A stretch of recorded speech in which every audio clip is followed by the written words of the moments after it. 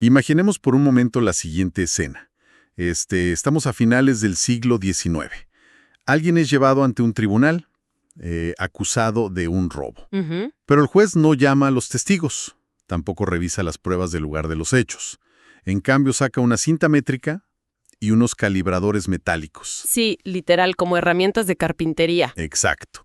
Se acerca al acusado, le mide la distancia entre los ojos, anota la inclinación de su frente, evalúa la forma de su mandíbula y, basándose puramente en la simetría de su cráneo, dicta sentencia. Y dice, es un criminal nato. ¡Wow! Suena a una distopía absoluta, o sea, una película de ciencia ficción, a una locura total. Y sin embargo, no era ciencia ficción.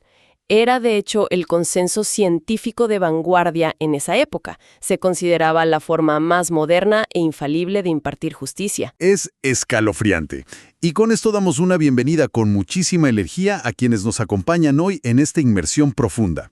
Nuestra misión es precisamente explorar una colección fascinante de textos académicos, apuntes históricos sobre la evolución del derecho penal. Así es. Vamos a desentrañar cómo la humanidad logró pasar de la venganza de sangre más instintiva y brutal hasta llegar a los sistemas de justicia estatales, digamos, organizados, que rigen el mundo moderno. El valor de los documentos que tenemos sobre la mesa es incalculable. Porque no se trata simplemente de un catálogo de leyes antiguas o, no sé, de anécdotas macabras. Lo que estamos viendo es un espejo de nuestra propia civilización. Totalmente de acuerdo. A través de la forma en que decidimos castigar a quienes rompen las reglas, podemos leer cómo cada época histórica entendía la mente humana, el libre albedrío y el control social. Es un viaje intenso, estoy seguro. Vamos a pasar por listas de precios donde se le ponía una tarifa literal al homicidio, recorreremos el terror de la justicia divina dictada por los astros, hasta llegar a esas mediciones de cráneos que mencionábamos al principio. Sí, es un recorrido largo. Pero para entender el derecho moderno, con sus tribunales asépticos y códigos perfectamente ordenados, tenemos que empezar en el barro, en el principio de los tiempos. Quienes nos escuchan deben saber que las sociedades primitivas vivían bajo algo llamado la venganza privada absoluta. Un término que describe exactamente lo que era, o sea, caos puro. Totalmente. Si a una persona le robaban un animal o lastimaban a un miembro de su familia, la reacción era instintiva y no conocía la palabra proporción. Claro. No existía el concepto de pena o de justicia legal. Solo existía la idea de daño. El ofendido o su tribu entera iba y masacraba a la tribu rival. Era una espiral de sangre que, podía durar generaciones enteras. Y paralelamente a esa venganza de sangre operaba otra figura interesantísima en las fuentes, la expulsión de la paz. ¿Ah, sí? ¿El destierro? Exacto. Hoy podríamos pensar que el destierro es un castigo casi poético o leve, pero en la antigüedad perder la protección de la tribu era una sentencia de muerte diferida. Claro, estaba solo contra el mundo. Fuera del clan no había derechos, no había refugio. Un individuo desterrado quedaba a merced de las bestias, del clima o de convertirse en esclavo de cualquier otra tribu que lo encontrara por ahí. Pero claro, a medida que la humanidad empieza a multiplicarse y las comunidades crecen, ese nivel de destrucción mutua simplemente no era sostenible. No para nada. Si cada robo termina en una guerra de aniquilación, pues la sociedad colapsa. Y es entonces cuando, históricamente, hace su entrada triunfal la famosa ley del talión. Ojo por ojo, diente por diente. Lo fascinante aquí es que esto representa, y esto suele sorprender mucho cuando se analiza a fondo, el primer gran avance civilizatorio en la historia del derecho penal. Espera, detente ahí un momento. Un avance civilizatorio. O sea, ojo por ojo suena la definición de diccionario de la barbarie. Arrancarle un diente a alguien con unas tenazas en la plaza pública no me suena muy avanzado que digamos. Entiendo perfectamente la reacción. Como investigadora, yo también me sorprendí la primera vez que lo leí así. Pero hay que analizarlo en contraste con lo que había antes. ¿Ok? Antes, por un diente, te quemaban la aldea entera. El talión es la primera venganza privada reglada. Es la primera vez que el grupo social interviene y pone un límite estructural al castigo. Ah, ya veo por dónde vas. Establece una regla matemática fundamental. No puedes hacer un daño mayor al que recibiste. Es, digamos, el nacimiento embrionario del concepto de proporcionalidad. Visto de esa forma, tiene todo el sentido del mundo. Te frena antes de que destruyas todo a tu paso. De hecho, los textos históricos citan el Código de Hammurabi en Babilonia, allá por el año 2250 a.C., y el Éxodo en la Biblia, donde ya se establecen estas equivalencias materiales específicas. Así es. En Babilonia, la lógica llegaba a niveles extremos. Si un constructor levantaba una casa y la casa se derrumbaba matando al hijo del dueño, el castigo era matar al hijo del constructor. Una brutalidad, sí. Era una aplicación matemática, aunque brutal, de la simetría. Exacto. Y conforme las civilizaciones se volvieron más complejas, especialmente las teocráticas, esta simetría terrenal evolucionó hacia la venganza divina. Otro concepto clave. Sí, el paradigma cambia radicalmente. El delito ya no es solo una ofensa contra otra persona, se convierte en una ofensa directa contra los dioses. El daño terrenal se confunde por completo con el pecado espiritual. Y las consecuencias de eso afectaban a todos en la comunidad. Si alguien pecaba y no era castigado de forma espantosa, pues los dioses podían enojarse y mandar una plaga o una sequía que arruinaría la cosecha de toda la aldea. Ese era el miedo, claro. Vemos ejemplos fascinantes de esto en los apuntes. En el antiguo Egipto existía el derecho de los muertos, donde el difunto debía rendir un examen moral exhaustivo ante el tribunal de Osiris. Ujú. En China, las penas buscaban marcar físicamente al pecador para toda la vida, con amputaciones de nariz y orejas. En la India, el Código de Manu establecía castigos que variaban dramáticamente dependiendo de a qué casta pertenecía el infractor. Todo buscando una purificación espiritual casi ritual. Era un sistema basado en el terror cósmico, básicamente. Pero simultáneamente, o un poco después, en ciertas regiones como en los pueblos germánicos, empezó a surgir una alternativa mucho más pragmática para evitar los baños de sangre: la composición. Esta es la parte que me dejó perplejo. Básicamente, la sociedad descubre que puede ponerle un precio a la venganza. Tal cual. Es el nacimiento del huergildo, que era literalmente una tarifa, un precio tasado en dinero, ganado o armas, que se pagaba por la vida de un hombre. Si alguien cometió un homicidio, podía pagar esa tarifa a la familia de la víctima para que no lo mataran. Exacto. Incluso surge el fredus, que era una parte de ese pago que se le daba a la autoridad, al jefe de la tribu o al estado incipiente, por actuar como mediador en el conflicto. Ese fredus es ni más ni menos el tatarabuelo de las costas procesales y multas estatales que conocemos hoy en día. Ok, vamos a desempacar esto, porque es como un acuerdo extrajudicial prehistórico, donde un fajo de billetes hace que el problema desaparezca. Básicamente, sí. Pero aquí hay un problema evidente. Si el homicidio se resolvía pagando una tarifa, eso debió crear un sistema de justicia increíblemente clasista. O sea, si alguien tenía suficientes tierras y vacas, podía matar a quien quisiera, pagar el huergildo y seguir con su vida tan tranquilo. Es una observación fundamental. Favorecía descaradamente a las élites económicas. Y ese límite práctico, sumado al crecimiento de las ciudades, provocó el siguiente gran salto evolutivo.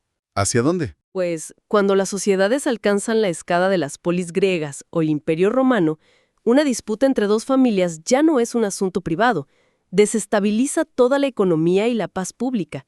Así que las soluciones privadas dejan de ser viables. Y el Estado decide tomar el control total. Nace lo que los libros llaman la venganza pública. Así es. El daño entre particulares se transforma formalmente en la categoría de delito. El Estado monopoliza la violencia y el castigo asume un objetivo principal, que es la intimidación. El poder central necesita demostrar que es absoluto para mantener el orden de las masas. Pero, ese monopolio del castigo abrió la puerta a una era verdaderamente oscura. Al querer dar ejemplos para intimidar, el Estado recurrió a siglos de abusos inenarrables, ejecuciones en plazas públicas que parecían espectáculos teatrales y penas totalmente desproporcionadas. El poder de los monarcas para castigar era, digamos, ilimitado. Y es precisamente como reacción a esa oscuridad sistemática que emerge el despertar humanista, fuertemente impulsado por la Ilustración. Filósofos y pensadores comenzaron a cuestionar el derecho divino de los reyes a torturar a sus súbditos a diestra y siniestra. Hay un cambio de paradigma que es vital aquí. Figuras como Hugo Grocio en Holanda hacen algo impensable para la época. Separan el derecho de la teología. Un paso enorme. Argumentan que las leyes no caen del cielo dictadas por deidades, sino que nacen de la naturaleza racional de los seres humanos. Montesquieu, en su célebre Espíritu de las Leyes, exige que vuelva a la proporcionalidad. Ujú. Su argumento es de una lógica impecable. Si el Estado condena a muerte a alguien por robar una manzana y aplica la misma pena por un asesinato, el ciudadano pierde la brújula moral, el sistema pierde legitimidad y se incita a cometer el crimen más grave porque el castigo será igual de todos modos. Rousseau también aportó muchísimo al separar la política del derecho. Pero el humanismo no se quedó solo en la filosofía abstracta de salón, esa que se debatía en las academias. Hubo quienes llevaron estos ideales al lodo de la realidad, a los calabozos mismos. Y ahí es donde entra uno de los personajes más fascinantes de toda esta historia, en mi opinión. John Howard. Ah, sí, una figura clave. Este hombre no era un académico de biblioteca, fue un investigador empírico casi por accidente. En el siglo XVIII, mientras viajaba, el barco de Howard fue capturado por corsarios franceses, terminó arrojado en una presión militar en Francia y experimentó en carne propia el horror absoluto. Terrible. Estamos hablando de hacinamiento brutal, epidemias de tifus, inanición y oscuridad total. Pero Howard sobrevivió, regresó a Inglaterra y dedicó el resto de su vida y su fortuna a inspeccionar prisiones por toda Europa. Su trabajo culminó en 1777 con la publicación de su obra monumental sobre el estado de las prisiones, que sacudió verdaderamente la conciencia europea. Lo más increíble de las propuestas de Howard es que, vistas desde nuestra óptica actual, pues parecen exigencias de higiene básica. Claro, cosas mínimas. Pedía cosas como que las prisiones tuvieran ventilación, que se diera comida adecuada a los reos, que se separara a los hombres de las mujeres y, algo crucial, que se separara a los criminales ya condenados de aquellos que simplemente estaban detenidos esperando su juicio. Exactamente. También propuso introducir el trabajo y la educación para evitar la podredumbre mental. Hoy lo llamamos derechos humanos básicos, pero en 1777, decirle a un imperio que debía tratar a sus prisioneros con dignidad era una idea radical y revolucionaria. Es como si fuera un investigador encubierto accidental. Las observaciones de Howard en el terreno, combinadas con los tratados filosóficos de autores como Cesare Beccaria, quien clamaba fuertemente contra la tortura y la pena de muerte, pavimentaron el camino para la primera gran sistematización del derecho penal moderno.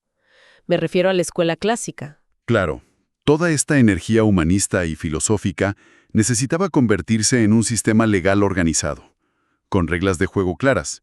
Y aquí es donde figuras italianas como Francisco Carrara y pensadores de la talla de Immanuel Kant construyen un imperio basado en la lógica pura.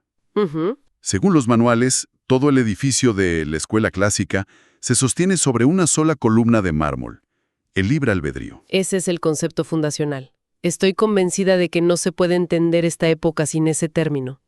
Para la escuela clásica, el ser humano es, por definición, una criatura inteligente y dotada de libertad absoluta para elegir entre el bien y el mal. Ok, por lo tanto, si una persona en pleno uso de esa libertad decide violar la ley, es justo y necesario que el Estado le retribuya con un mal proporcional, que es la pena.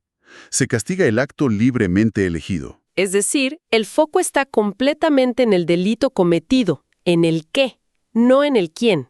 Es una ecuación estricta. De hecho, bajo esta misma lógica férrea, la escuela clásica determinó que si un individuo no posee libre albedrío, por ejemplo, los niños muy pequeños o las personas con discapacidades mentales severas, a quienes los textos de la época clasificaban tristemente como locos, entonces el derecho penal simplemente no los puede tocar. Así es. No pueden ser castigados porque no hubo elección libre. Entonces, ¿qué significa todo esto para la sociedad de esa época? Pues hay que reconocer los inmensos logros de este enfoque. La escuela clásica trajo consigo el sagrado principio de legalidad. No hay delito ni pena sin ley previa. Importantísimo. Destruyó la capacidad de los jueces y reyes de inventar delitos sobre la marcha. Impuso la necesidad de juicios públicos y transparentes y le dio al ciudadano garantías frente al poder abrumador del Estado. En papel es un sistema hermoso, casi arquitectónico. Te castigan estrictamente por lo que haces. Pero analizando el contexto histórico, hay un punto ciego del tamaño de una catedral. Sí, enorme. Trata a todos los criminales como si vivieran en un vacío perfecto. A mediados del siglo XIX, Europa estaba en plena revolución industrial. Las ciudades estaban atestadas, había barrios de miseria extrema, enfermedades y explotación laboral infantil. Claro, Y sin embargo, la justicia clásica asumía que un aristócrata bien alimentado tenía exactamente el mismo nivel de libre elección para no robar que, pues, un obrero que llevaba 3 días sin comer. Y ese divorcio con la realidad social fue el inicio de su colapso. A pesar de tener códigos penales lógicos, elegantes y racionales, las estadísticas mostraban que la criminalidad no solo no disminuía, sino que se disparaba en las grandes urbes industriales. O sea, no estaba funcionando. Para nada. La pena, como mero castigo retributivo, no estaba previniendo el delito. Y esto provoca una reacción sísmica, una rebelión científica, el nacimiento de la escuela positiva. Aquí es donde se pone realmente interesante. Damos el giro hacia lo empírico, y la historia se vuelve al mismo tiempo fascinante y sumamente oscura. La escuela positiva decide que basta de filosofar sobre la libertad abstracta. Es hora de aplicar el método científico para estudiar el crimen. Exacto. Pero recordemos qué significaba eso en ese entonces. Sí, claro. Recordemos que el método científico en el siglo XIX incluía disciplinas que hoy sabemos que eran pseudociencias absolutas. Los positivistas apartan la vista de los códigos de leyes y empiezan a mirar obsesivamente los cuerpos de las personas. Se adentran en campos como la fisionomía empírica y la frenología, buscando correlaciones directas entre la apariencia física y la moralidad. Es impactante leer sobre pioneros de esto como Juan Bautista de la Porta, que, literalmente, comparaba los rasgos faciales de los humanos con los de los animales. Sí, una locura. Decía que si un hombre tenía la cara parecida a la de un toro, seguro tenía un temperamento violento. Pero el que llevó esto al extremo y fundó la antropología criminal fue César el Lombroso. Lombroso se paseaba por las prisiones italianas midiendo cráneos, mandíbulas y la longitud de los brazos de los reclusos. Así es. Llegó a la conclusión de que existía el delincuente nato. Decía que el crimen era producto de un atavismo biológico, un retroceso evolutivo, y que se podía identificar a un criminal simplemente por ciertas asimetrías en su cabeza. Te veo, te miro y te voy a juzgar. Es un momento crítico en la historia de la ciencia penal. Manteniendo la imparcialidad que nos exigen estas fuentes, hay que ver que la escuela positiva, al abrazar estas teorías físicas, aniquila por completo el postulado clásico del libre albedrío y entroniza el determinismo. Ok, el determinismo. Para un positivista puro, el delincuente no es un pecador que eligió libremente hacer el mal. Es un individuo empujado hacia el delito por fuerzas que escapan a su control. Fuerzas biológicas hereditarias, físicas o incluso factores sociales abrumadores. Y esto se respaldó con la escuela cartográfica, ¿verdad? Tipos como Quetelet y Guerry, que empezaron a recopilar estadísticas criminales en masa, afirmaron que el delito era un fenómeno social tan regular e inevitable como las mareas del océano, no sé, las estaciones del año. Efectivamente, demostraron que la voluntad individual pesaba muy poco frente a las presiones del entorno. Pero esto generó un problema filosófico enorme. ¿Cuál? Si el criminal no tiene libre albedrío, si está determinado por su cráneo o por su barrio a delinquir, ¿con qué justificación moral lo castiga el Estado? Claro, porque no puedes culpar a un engranaje por girar hacia donde lo empuja la máquina. Sería ilógico. La respuesta la dio Enrico Ferri, otro de los grandes nombres del positivismo. Ferri revoluciona el lenguaje y el concepto mismo. Dice que debemos abandonar la idea de pena como castigo retributivo y adoptar el concepto de sanción preventiva o medida de seguridad. Sanción en lugar de pena. Exacto. El Estado no castiga al delincuente nato por rencor moral. Lo aísla para defender a la sociedad. La base de la sanción ya no es el daño cometido, sino la peligrosidad del individuo. Y esto cambia radicalmente cómo funcionan las prisiones. Las fuentes, los textos de la época, proponen una analogía que me parece brillante pero aterradora a la vez. La analogía del hospital. Es una comparación perfecta para entender su lógica. Ferri argumentaba que el crimen es una patología. Cuando alguien entra a un hospital enfermo, el médico no le dice, estarás aquí exactamente 7 días y luego te vas. No, claro que no. Te quedas hasta que estés curado. De la misma manera, la escuela positiva sostenía que la sanción penal no debía tener una duración fija. El individuo debía permanecer encerrado todo el tiempo que durara su estado peligroso. Uf, Podían ser 6 meses o podía ser para toda la vida, sin importar si el delito original había sido menor. es como tratar el crimen no como una ofensa moral, sino como un virus social.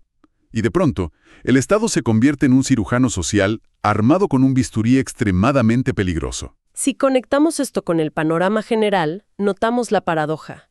Los positivistas querían ser más humanos al entender el entorno del criminal, la pobreza, la enfermedad.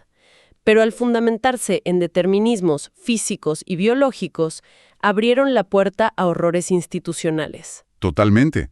Le entregaron al sistema de justicia una excusa con página de ciencia para prejuzgar, marginar y encerrar indefinidamente a las personas, basándose en la forma de su cráneo, el tamaño de sus orejas o su origen social. Fue un choque intelectual de dimensiones épicas. Por un lado, tenías a la escuela clásica defendiendo el libre albedrío, los límites del Estado y castigando el delito de forma abstracta e igualitaria. Ujú. Y por el otro, a la escuela positiva diciendo que la libertad es una ilusión, enfocándose en la peligrosidad del autor y exigiendo que la sociedad se defienda científicamente de los criminales natos. ¿Y cómo se resuelve una contradicción tan profunda? Porque hoy en día no tenemos tribunales que funcionen exclusivamente como laboratorios biológicos midiendo cabezas, pero tampoco ignoramos por completo el contexto de un acusado. La resolución llegó a través de una síntesis moderna. El sistema de justicia contemporáneo evolucionó reconociendo que ambos bandos tenían piezas valiosas del rompecabezas, pero que no podían operar en el mismo nivel. Entiendo. La solución fue separar las disciplinas. Hoy en día establecemos una frontera clara entre los aspectos puramente jurídicos y los aspectos antropológicos o sociales. Básicamente dividieron el trabajo. Por un lado quedó el derecho penal puro, que heredó mucho de la escuela clásica. Es la ciencia jurídica que se encarga de las normas, de definir exactamente qué es un delito, cuáles son los límites del Estado y de garantizar juicios justos. Responde a la pregunta del qué y el cuánto. Sí, Y por otro lado, le otorgó un campo propio a la criminología. exactamente. La criminología asumió la carga sociológica, psicológica y antropológica. Es la ciencia empírica que estudia el por qué, investiga las causas del delito, el entorno del delincuente y cómo prevenir la criminalidad en la sociedad, sin invadir las garantías legales del proceso penal. Claro, son dos carriles distintos. Esta síntesis nos lleva a entender cómo funciona el andamiaje actual a través de 2 dimensiones clave. Que son fundamentales para que quienes nos escuchan entiendan cualquier noticia legal hoy en día. La primera es el jus poenale, que podemos traducir como el derecho penal objetivo. Es el código penal físico, el conjunto de leyes escritas y promulgadas por los legisladores que establecen qué conductas están prohibidas y qué castigos conllevan. Es la regla del juego estática. Perfecto. Y una vez que tenemos ese libro de reglas, entra el segundo concepto, que es donde verdaderamente reside el poder. Así es. La segunda dimensión es el jus puniendi, el derecho penal subjetivo. Es la potestad, la facultad exclusiva y el monopolio absoluto que tiene el Estado para castigar, Que si lo pensamos bien, es una responsabilidad monumental. Significa que hemos acordado como sociedad que nadie más puede ejercer la violencia legal. Ni las víctimas en busca de venganza, ni las tribus, ni supuestas entidades divinas. Hemos depositado toda la capacidad de castigo físico y privación de libertad en el Estado. totalmente. Y el Estado solo puede usar ese poder inmenso dentro de los límites estrictos que le marca el Código de Reglas, el jus poenale. Ese es el frágil equilibrio de la justicia moderna. Esto plantea una pregunta importante sobre cómo evolucionamos. Hoy en día hemos rechazado rotundamente las tesis hereditarias biológicas del positivismo temprano. Por suerte. Hemos comprendido, gracias a la evolución de la criminología, que el delito se aprende en un contexto social, no se hereda genéticamente. El sistema actual hace malabarismos constantemente. Busca aplicar un castigo retributivo justo por el daño causado, respetando el libre albedrío, pero integrando simultáneamente políticas criminológicas de prevención y readaptación social. Es un balance que requiere mantenimiento diario. Y vaya que el viaje para llegar hasta aquí ha sido largo. Pasamos de tribus masacrándose mutuamente en la venganza absoluta a establecer el ojo por ojo como un intento desesperado de poner límites.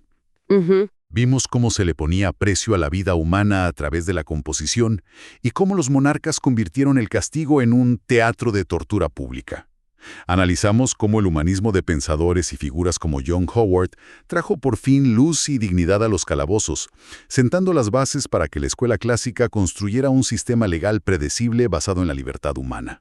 Y cómo ese sistema, ciego ante la desigualdad social, fue desafiado por la escuela positiva, que introdujo el estudio empírico del entorno, aunque tropezando en el proceso con los peligros del determinismo biológico y, bueno, la medición de cráneos. Sí, esa parte fue intensa. Todo hasta desembocar en nuestro sistema moderno, donde la norma jurídica y la ciencia criminológica trabajan en paralelo. Es una evolución extraordinaria. Pero antes de concluir esta inmersión, me gustaría plantear una reflexión final para quienes nos escuchan.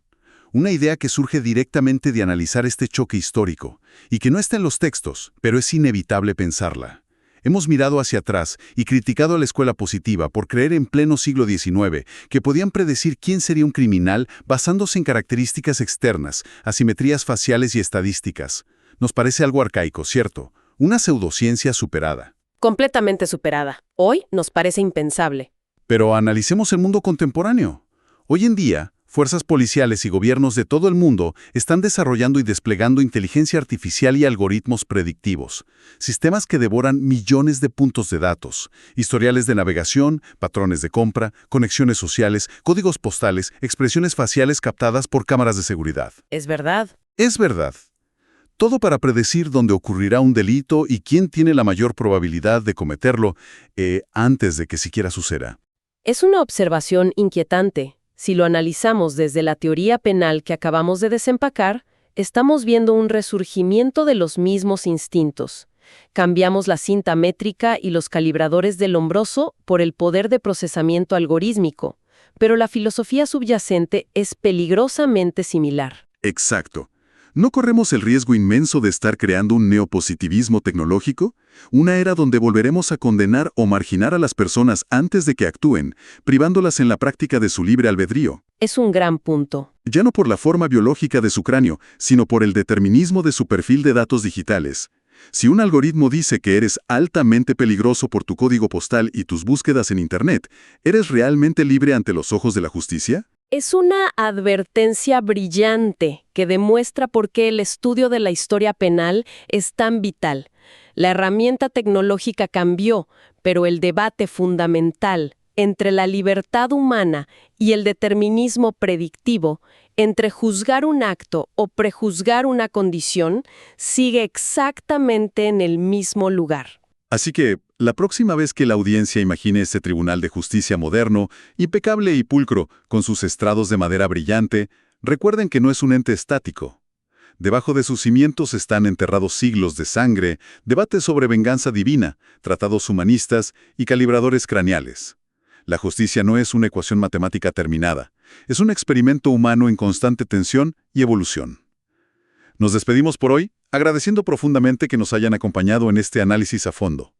Los invitamos a seguir cuestionando críticamente las estructuras y las reglas del mundo que nos rodea. Hasta la próxima inversión. Hasta la próxima.